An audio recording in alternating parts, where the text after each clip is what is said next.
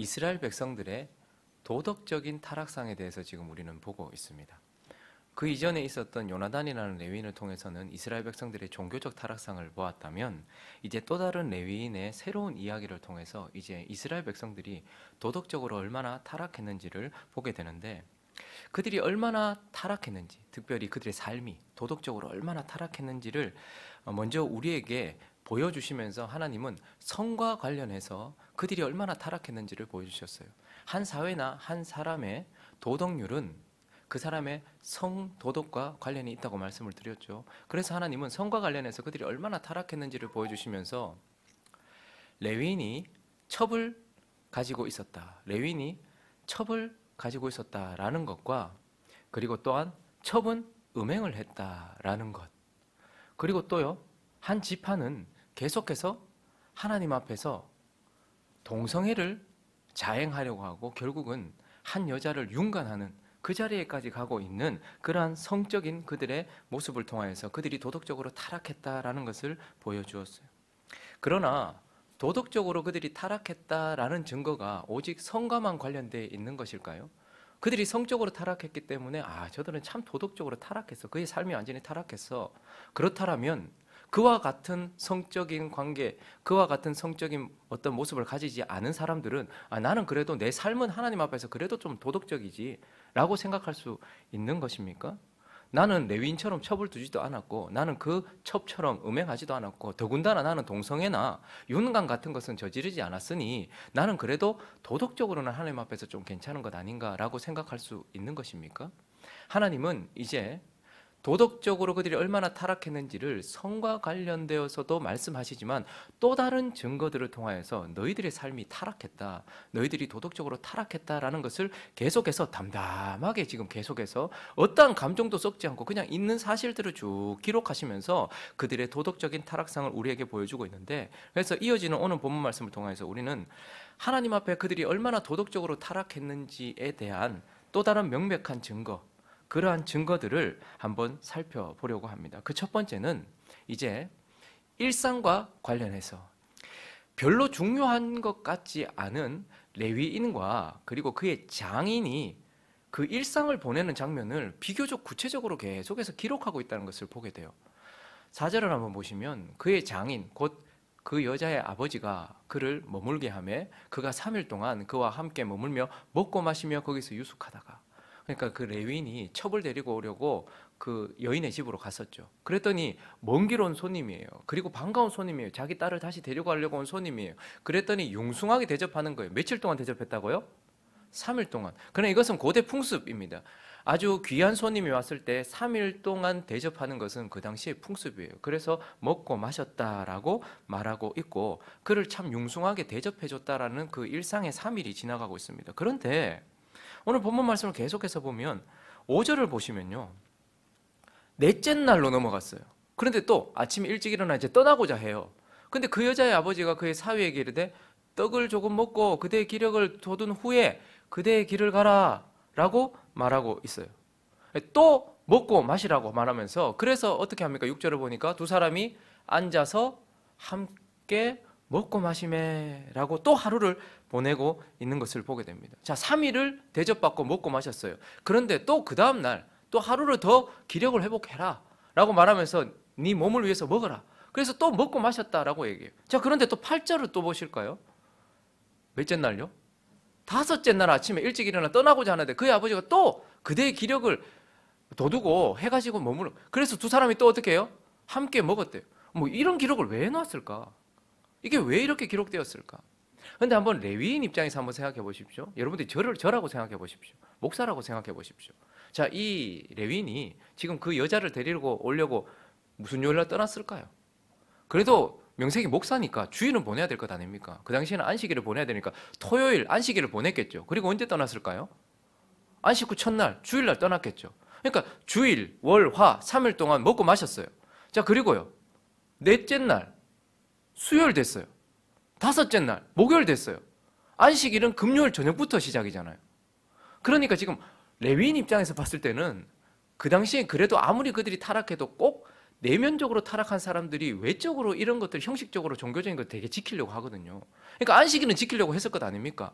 그런데 지금 안식일부터 시작해서 또 다른 안식일로 넘어가는, 그러니까 그들의 하루, 그리고 안식일에서 시작해서 또 다른 안식일로 지나가는 그 한 주 내내 뭐 했다는 거예요. 결국 이 본문을 통해서 하나님께서 담담하게 기록하시면서 뭘 보여주시고자 하냐면 그들이 온통 먹고 마시고 시집가고 장가가고 여기에만 마음이 쏟아져 있는 그들의 삶이 그랬다는 거예요. 그들의 한 주를 보여주면서 하루 내내 먹고 마셨어요. 기력도 두고 하루 내내 먹고 마시고 3일 내내 먹고 마시더니 4일째도 먹고 마시고 5일째도 먹고 마시면서 온통 그들의 삶이 하루를 봐도 그렇고 한 주를 봐도 그렇고 어떻다는 거예요. 먹고 마시고 시집가고 장가가고 온통 여기에 다 쏟아져 있고 몰두해 있는 그들을 봅니다. 그리고요, 또 하나는요, 6절을 다시 한번 보시면 청하노니 이 밤을 여기서 유숙하여 뭐 하라는 거예요? 마지막 부분에 보니까 그대의 마음을 즐겁게 하라. 온통 몸, 육체 먹고 마심 이걸로 채우더니 또 하나는요, 그대의 마음을 즐겁게 해라 라고 말하고 있어요. 9절도 똑같은 말을 하고 있는데 9절도 한번 볼까요? 그 사람이 첩과 하인과 더불어 일어나 떠나고자 했어요. 그의 장인 곧 그의 여자의 아버지가 그에게 이르되 보라 이제 날이 저물어 가니 청하건대 이 밤도 유숙하라. 그리고요, 보라 해가 기울었느니라 그대는 여기서 유숙하여 그대의 마음을 또 어떻게 하래요? 즐겁게 하라. 그러니까 지금 본문이 담담하게 기록하면서 뭐 하는 거예요? 하루 종일 먹고 마시고 시집가고 장가가고 그리고 하루 종일 자기 마음 즐겁게 하는, 그러니까 육체를 채우고 자기 마음을 즐겁게 하는 것에 온통 몰두해 있는 레위인과 그리고 그 백성을 보여주고 있는 것입니다. 그래서 지금 뭘 말씀하고 싶으실 건가요? 그들이 흉악한 죄를 범하지 않는다 할지라도 그들의 일상 전부가 온통 내 몸이 먹고 마시는 것, 시집가고 장가가는 것, 그리고 내 마음이 즐거운 것, 여기에 몰두해서 그들의 삶을 살고 있는 모습이라면 이것이 뭐라는 거예요? 심각하게 도덕적으로 그의 삶이 타락했다는 증거라는 거예요. 아, 나는 레위인처럼 처벌두지도 않았는데, 아, 나는 동성애도 안 하는데, 하지만 우리의 삶이 온통 먹고 마시고 내 마음 즐겁게 하는데 하루 내내 한 주 내내 쓰고 있는 삶이라면 정확하게 도덕적으로 타락한 상태라는 것을 우리에게 말하고 있습니다. 왜 이것을 도덕적으로 타락했다고 말할 수 있을까요? 우리도 가끔씩 하루를 이렇게 보내잖아요. 가끔씩 우리도 절어버리면 한 주를 이렇게 보내잖아요. 그러나 하나님은 이것이 정말로 도덕적으로 타락한 상태라고 말하고 있어요. 왜요? 창세기에 최후의 심판을 예표해주는 물의 심판이 있었을 때에 그때의 상태가 바로 그랬습니다. 마태복음 24장으로 가볼까요? 37절부터 첫 번째 물로 심판하실 때에 노아의 때와 같이 인자의 임함도 그러하니라 읽습니다. 시작. 홍수 전에 노아가 방주에 들어가던 날까지 사람들이 먹고 마시고 장가들고 시집가고 있으면서 홍수가 나서 그들을 다 멸하기까지 깨닫지 못하였으니 인자의 임함도 이와 같으리라. 노아 시대에 홍수로 심판받았어요. 그런데 그때 술 먹고 막 방탕하고 이런 얘기를 하지 않아요. 먹고 마시면서 내 몸 채우고 시집가고 장가가면서 내 마음 즐겁게 하고 온통 이것에 쏟아져 있었던 육체가 되어버린 그들을 향해서 하나님은 그들의 삶이 심각하게 부패했다, 도덕적으로 타락했다라고 말하고 있습니다. 그러니 우리의 일상이 온통 먹고 마시고 시집가고 장가가고 온통 내 마음 즐겁게 하고 내 마음 편안하게 하는 것, 내 육체와 내 마음에 몰두하고 있다면 우리는 더러운 짓을 하지 않는다 할지라도 하나님 앞에서 도덕적으로 심각하게 타락했다라고 볼 수 있는 것입니다. 자, 그리고 이제 이스라엘 백성들이 얼마나 도덕적으로 그의 삶이 타락했는가를 보여주는 또 다른 증거가 있는데 그것은 바로 이웃과 관련해서 우리에게 말씀해 주고 있어요.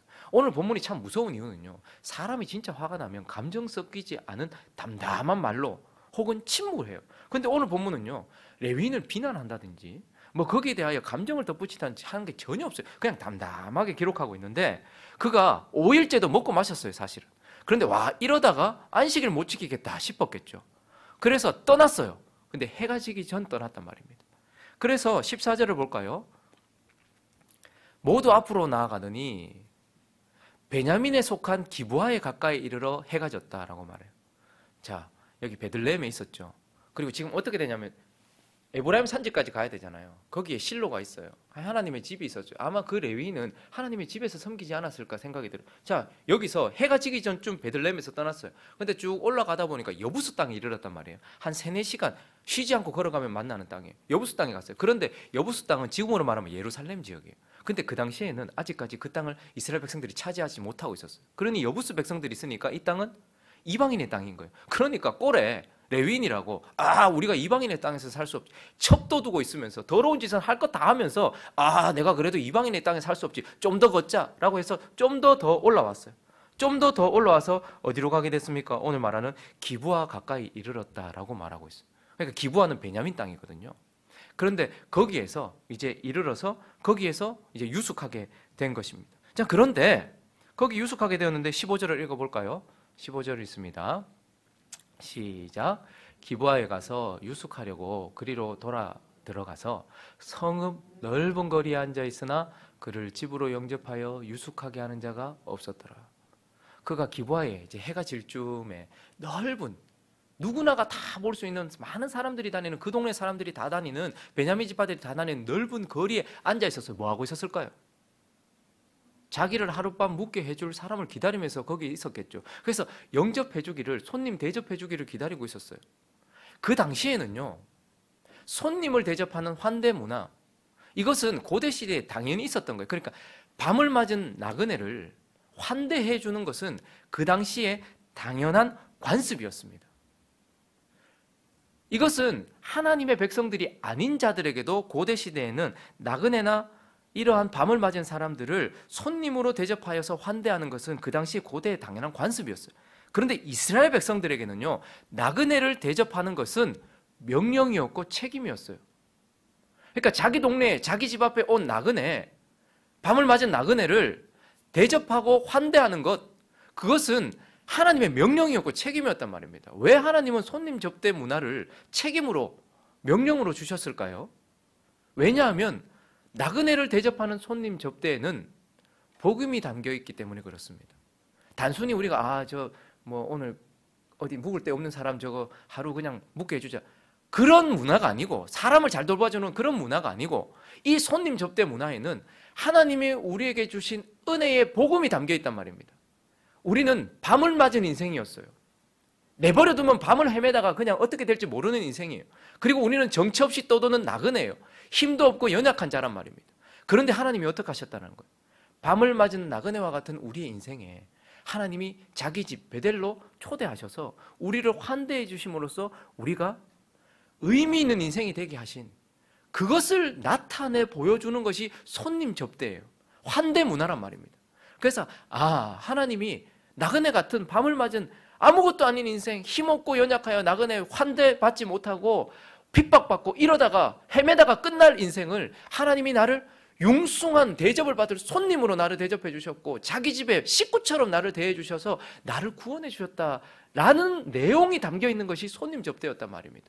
그래서 그들은 그들에게 찾아온 나그네를 대접하면서 하나님이 나를 어떻게 대우하셨는지를 기억하고, 그들에게 찾아온 밤을 맞은 나그네를 대접하면서 그들에게 나를 이렇게 붙들어 주신 하나님을 전파하는 역할도 해야 했단 말입니다. 그러니까 지금 이 시대도 마찬가지입니다. 힘없고 연약한 나그네 같은 사람들을 대접하는 것은 우리에게도 책임이라는 말이죠. 그런데 베냐민 사람들이 어떻게 했다는 거예요?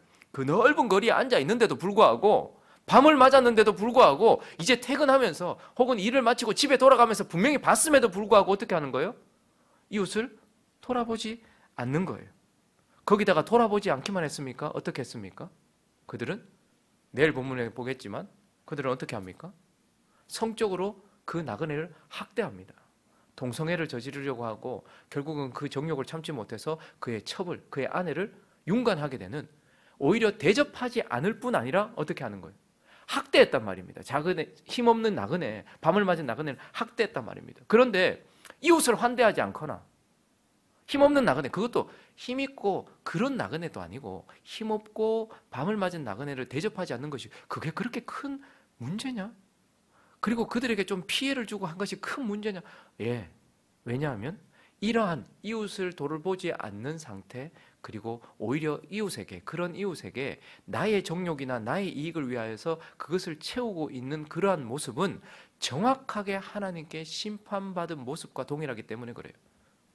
물로 심판받았을 때의 일상과 관련해서 봤다면 불로 심판받은 소돔, 그 소돔이 왜 심판받았는가에 대하여서 우리는 소돔이 심판받은 것에 대하여 자꾸 동성애 이야기만 연관시켜가지고 소돔 땅이 심판받았던 이유는 그 땅이 너무 성적으로 타락해서 동성애를 저질렀기 때문에 타락했다. 그래서 하나님 불로 심판하셨다. 그 말도 틀린 말은 아닙니다. 그러나 에스겔서 16장에 가보시면 소돔이 심판받은 이유를 이렇게 말하고 있는데 49절만 한번 볼까요? 자, 불로 심판받은, 이번에는 불로 심판받은 소돔에 대하여 하나님께서 이렇게 지적하십니다. 읽습니다. 시작. 내 아우 소돔의 죄악은 이러하니 그와 그의 딸들에게 교만함과 음식물의 풍족함과 태평함이 있음이며 또 그가 가난하고 궁핍한 자들을 도와주지 아니하며 무정했기 때문이다라고 말하고 있습니다. 소돔은 매우 풍성했거든요. 음식도 풍성했고 마음도 풍성했단 말입니다. 그런데 그들에게 다가온 나그네를 대접하지 않고 무정했단 말입니다. 그래서 그들은 어떻게 했습니까? 여러분, 소돔과 고모라가 멸망하던 그날, 그 밤에 어떤 일이 있었습니까? 그곳에 나그네들이 왔어요. 천사들이 그곳에 방문했단 말입니다. 그런데 그 땅 사람들은 아무도 그를 대접하지 않았어요. 그런데 어떻게 해요? 롯만 그들을 환대했단 말입니다. 그런데 대접하지 않은 것에서만 그치지 않고 롯의 집에서 지금 머물고 있는 그 나그네들에게 어떻게 갔어요? 오늘 이 본문과 똑같이 사사기 19장에 나와 있는 본문과 똑같이 창세기 19장에서는 어떻게 했습니까? 그들에게 가서 성적으로 학대를 하려고 했고 결국은 그러한 손님들을 대접하지 않은 것뿐만 아니라 학대했던 그런 것, 소돔이 멸망했던 이유는 동성애 성적 타락 때문이기도 해요. 그러나 그들은 무정한 자들이었단 말입니다. 그들은 이웃을 돌보지 않았을 뿐만 아니라 이웃을 학대하여서 자기의 이익을 누리려고 했고 자기의 그것을 얻으려고 해서 자기의 정욕을 채웠던 모습이었다는 말이죠. 그러니 오늘 이 사사기 19장에 하나님께서 그들이 얼마나 도덕적으로 그 삶이 타락했는지를 보여주시면서 하나님은 이웃과 관련해서 그들이 풍성하고 태평하면서도 그들을 돌보지도 않고 오히려 자기의 유익을 위하여 이웃을 학대하고 있는 모습을 통하여서 그들이 매우 타락했다라고 도덕적 타락상에 대하여서 지금 고발하고 있는 것입니다. 말씀을 정리하겠습니다. 나는 하나님 앞에 완전하지도 않고 나는 하나님 앞에 좀 부족하긴 하지만 그러나 다른 사람들보다는 도덕적으로는 그래도 괜찮은 것 같아 라고 생각이 드십니까? 성과 관련해서 우리 자신을 한번 돌아보시기 바랍니다. 나는 레위인처럼 첩을 두지 않았고 나는 그 첩처럼 음행하지도 않았고 더군다나 동성애도 저지르지 않고 나는 윤곽 같은 걸 하지 않았으니까 나는 도덕적으로 괜찮다. 나의 성적인 그런 부분은 괜찮다라고 생각이 드십니까? 혹 내 삶에는 첩과 함께하는 집이 없다 할지라도 내 마음 한구석에는 어떠한 첩을 두고 있는 마음은 없습니까? 혹은 나는 겉으로는 행음하지 않았지만 내 마음속에는 수없이 다른 사람에게 마음도 주고 다른 사람들을 바라보는 성적인 타락이 내게 있는 것은 아닙니까? 성과 관련해서 우리 자신을 돌아보시기 바랍니다. 이제는 세상 사람들과 교회가 성도덕에 있어서는 별반 다르지 않은 것을 보면서 그 누구도 성과 관련해서 나는 도덕적입니다라고 말할 수 있는 사람이 없습니다. 왜요? 하나님은 우리의 외적인 것만 보는 것이 아니고 우리의 마음 중심을 보고 계시기 때문에 그렇습니다. 우리가 겁이 많아서 음행을 하지 못하는 것이지 그래서 내 마음속으로 저지르는 것이지 실제로 도덕적이기 때문에 그러지 않다라는 것은 결코 아니라는 것을 기억해야 합니다. 그리고요, 우리의 일상과 관련해서 나는 오늘 하루 무엇을 위해서 살아갑니까? 내 삶의 목적은 무엇입니까? 내 한 주는 무엇을 향해 달려가고 있습니까? 온통 먹고 마시고 시집가고 장가가고 마음의 즐거움을 위해서 살아가고 있는 우리는 아닙니까? 그리고요, 나는 내 주변 사람들과 어떤 관계 속에 있는지 밤을 맞은 나그네와 같았던 나를 융숭하게 대접해 주셔서 천국으로 자기 집으로 인도하신 하나님, 그 하나님 앞에 서 있으면서 나는 이웃을 대접하지도 않을 뿐만 아니라 오직 나의 이익을 위하여서 다른 이들의 아픔, 다른 이들을 지금 학대하면서 나는 학대한 적 없는데 라고 생각할지 모르겠지만 오늘 우리의 삶이 나의 유익을 위하여서 오직 나의 육체, 나의 마음의 평안함, 나의 정욕, 나의 이익 이것만을 위해서 살아가고 있다면 우리는 매우 도덕적으로 타락한 사람이다라는 것을 기억하면서 오늘 우리가 하나님 앞에 어떠한 상태인지 돌아보는 저와 여러분 되시기를 예수 그리스도의 이름으로 축원합니다.